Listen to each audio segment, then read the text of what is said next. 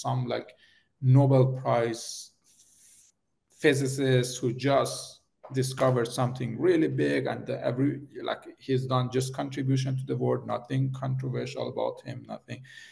He says a statement that a kid in his mom basement doesn't like, right?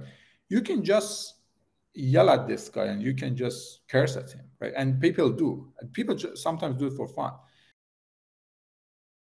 I mean, it seems like a prescription for dysfunction. I mean, and already we're seeing the divisions, whether it's in America or anywhere in the world, based on exactly what you said, the nascent ideas of, well, no, this isn't my president, this is my president, here's the evidence, etc. Take that to, multiply that times 100, and how are we functioning with each other? One of these leaves of this great field theory is we are either going to extinct or we're going to turn into something that is not anything close to who we are today, right? We're going to transform to another species. And one thing about what you said with social media is there's this thing that if in a world that everything is physical, you have to make peace with people, right? Let's say you have 5 neighbors and you don't like any of them. You can't function in that neighborhood, right? Your own existence would be in danger. You have to start making peace with like at least 3 or 4 of them. And then the last guy that you really, really, really don't like, you still have to be, you don't need to be friends with him, but you have to just make some sort of peace. Necessarily coexist. Yes. You have to coexist just by the laws of physics if you want to be safe.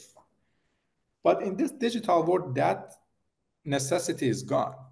You don't like 5 people that you're in the room, you leave the room, you go to some other room, some digital room in somewhere else in the universe. You don't like them, you close the button. This idea that we can just block people, like assume that in real life there's a neighbor that you can just block, like there's a cross and you just click and then you don't see this person anymore. We don't have that in physical world. And it made it too easy for us to become more radical, right? In that scenario that you had 5 neighbors, you had to just move to the average over time. Like you had to become more moderate a little bit. You had to see their side of the story. But now it's very easy I don't like your side of the story, I block you. Right, but the flip side is true too, which is that 20 years ago, or let alone 50 years ago or 100 years ago, I would have no ability to troll Cristiano Ronaldo, but I do today. Yeah. I have access to him, so he needs to block me because if I'm not his fan, right? And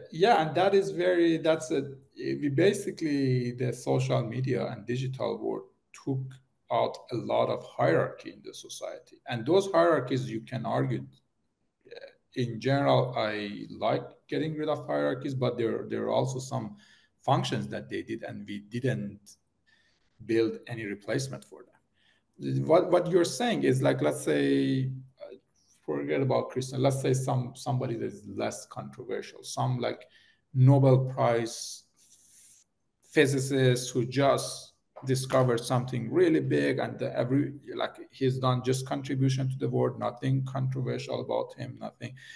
He says a statement that a kid in his mom basement doesn't like, right? You can just yell at this guy and you can just curse at him, right? And people do, and people sometimes do it for fun. In the old world, you had to work your way up to get to that person. Yeah. Right? There were like layers and layers and layers to even get physically in front of them. Yeah. And in order to get that access, the first thing you had to behave, right? Whatever behave means, right? You had to just have some, you had to learn physics. You had to learn how to talk to people. You had to network, and you have to go. Yeah. Again, I think this overall thing is probably a positive thing, this whole access, but it has its own